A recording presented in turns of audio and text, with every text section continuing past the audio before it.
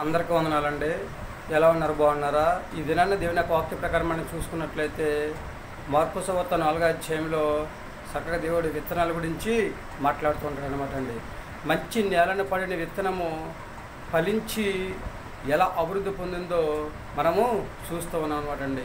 మంచి నేలను పడిన విత్తనము ఫలించి అభివృద్ధి పొంది అనేక మందికి ఎలాగైతే ఫలాలను ఇచ్చిందో చక్కగా మనము చూస్తూ ఉన్నాం అనమాట అండి. మనము కూడా ఫలించి అభివృద్ధి పొందాలంటే దేవుని మాట వినాలండి, ఆయన మాట ప్రకారం నడుచుకోవాలండి. యాషోబు గారు దేవుడి మాట విన్నారు కనుక ఫలించేడు కొమ్మగా దేవుడు చేశాడండి. ఇస్సాకు గారు కూడా దేవుడి మాట విన్నాడు కనుక ఆయన్ని కూడా ఫలించి అభివృద్ధి చేసినట్లుగా మనము చూస్తూ ఉన్నామండి. మనము కూడా ఫలించి అభివృద్ధి పొందాలి అంటే దేవుని మాట విని ఆయన మాట ప్రకారము నడుచుకోవాలండి. చెట్టు చూడండి, చిన్నగా ఉంటుంది, పెద్ద అయిన తర్వాత పెద్ద వృక్షంగా మారి అనేక కొమ్మలుగా విడిపోయి అనేక మందికి అనేక ఫలాలు ఇస్తూ ఉంటుందంట. ఒక్కొక్క కొమ్మకి చాలా ఫలాలని ఇస్తూ ఉంటుంది అనమాట అండి.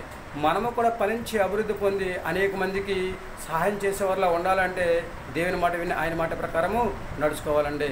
యవనస్తులు అందరూ కూడా ఎక్కువగా ప్రార్థన చేసుకోవాలి. మీరు బాగుండాలి, మీరు దీవించబడాలి, మీరు ఆశీర్వదించబడాలి, మీరు ఫలించి అభివృద్ధి పొందాలి, అనేక మందికి సహాయము చేయాలండి. మీరు ఏం చేస్తున్నా, ఉద్యోగం చేస్తున్నా, వ్యాపారం చేస్తున్నా, మీ వ్యాపారం ఫలించి మంచి అభివృద్ధిలోకి రావాలి. చక్కగా అనేక మందికి మీరు సహాయము చేయాలి. చేతి వృత్తులు చేసుకున్న మీ వృత్తులన్నీ కూడా ఫలించి చక్కగా అభివృద్ధి పొంది అనేక మందికి సహాయం చేసేవారిలాగా ఉండాలండి. ఉద్యోగం చేస్తున్న మీ ఉద్యోగం చక్కగా చేసుకుంటూ చక్కగా ఫలించి అభివృద్ధి పొంది అనేక మందికి సహాయం చేసేవారిలాగా మీరు ఉండాలన్నమాట అండి.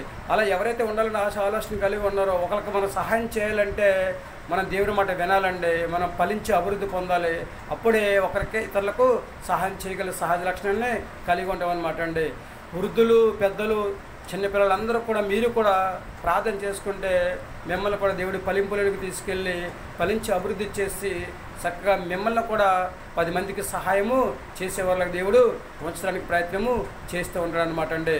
చక్కగా దేవుడిచ్చిన మహాఉచ్చినటువంటి బట్టి చక్కగా ఆయన కోపదాన్ని బట్టి నడుపుదాన్ని బట్టి మనందరం కూడా దేవుడి పిల్లలం కనుక చక్కగా మనందరం కూడా ఫలించి అభివృద్ధి పొంది ఎవరిని కూడా చిన్న చూపు చూడకూడదు అన్నమాట. మనం ఫలించాలంటే చిన్న చూపు చూడకుండా అందరిని కూడా గౌరవించాలి, ప్రేమించాలి, మంచిగా మాట్లాడాలి, మంచి ప్రవర్తన కలిగి జీవించాలి. అప్పుడే మనం ఫలింపులోనికి వస్తామన్నమాట అండి. మరి ఏమైనా ఆలోచన చేసుకున్నారండి?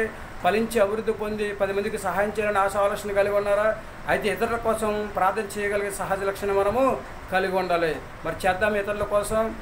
కళ్ళు మూసుకొని మహాపరిశుద్ధైన పరలోకపు తండ్రి నీకు వందనాలు తండ్రి. దినాన్ని ప్రభు మీరు ఇచ్చిన ఉచితమైన కృపను బట్టి తండ్రిస్తున్నారు. ప్రతి ఒక్కరు ప్రభు ఫలించి అభివృద్ధి పొందాలని ప్రభు నీ ఆశ, నీ ఆలోచన ప్రతి ఒక్కరు కూడా ఫలించి అభివృద్ధి పొందుతాను ప్రభు. 10 మందికి సహాయం చేసే బిడ్డలుగా దీవించి ఆశీర్వదించమని భూమి మీద మంచి ఆరోగ్యం దయచేసి తను చక్కగా తండ్రి స్తోత్రం ప్రభా. తండ్రి ఈ రాజ్యవాసులుగా జీవించే యోగ్యతను ప్రభా దయచేయని ప్రార్థిస్తున్నాం ప్రభు. నీకు వందనాలు.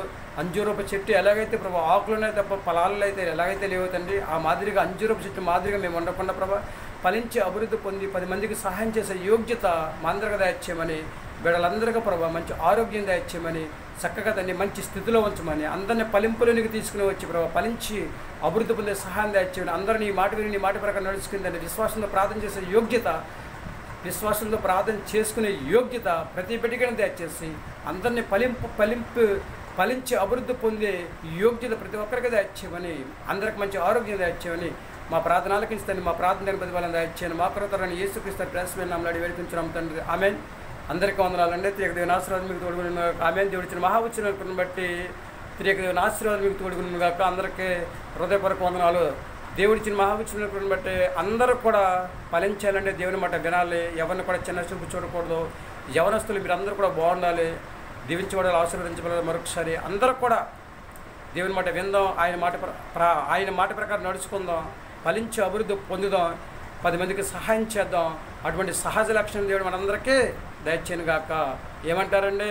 అందరం దేవుని మాట విందాం, ఆయన మాట ప్రకారం నడుచుకుందాం, ఆయన ఇచ్చే ఆశీర్వాదాన్ని పొందుకుందాం. మనం ఫలించాలంటే ముందు ఆశీర్వాదాన్ని సంపాదించుకోవాలి. అలాగే ఎవరిని కూడా చిన్న చూపు చూడకూడదు. అందరిని కూడా చక్కగా మంచిగా ప్రేమించే మనస్సు కలిగి ఉంటే దేవుడు మనందరినీ కూడా ఫలించి అభివృద్ధి చేస్తూ ఉంటాడు కనుక మనందరం కూడా దేవుడి మాట విని ఫలించి అభివృద్ధి పొందే యోగ్యత దేవుడు మనందరికీ దయచేయను గాక. ఆమెను ఏమంటారండి? మీ ఆలోచన మీదే.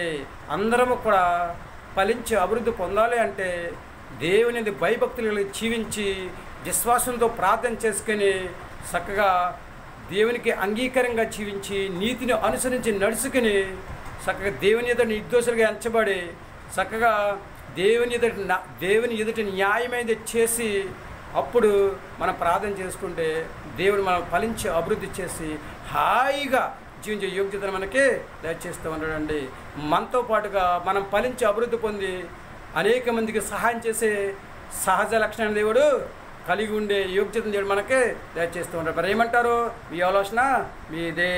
అందరికీ వందనాలు. మీ ఆలోచన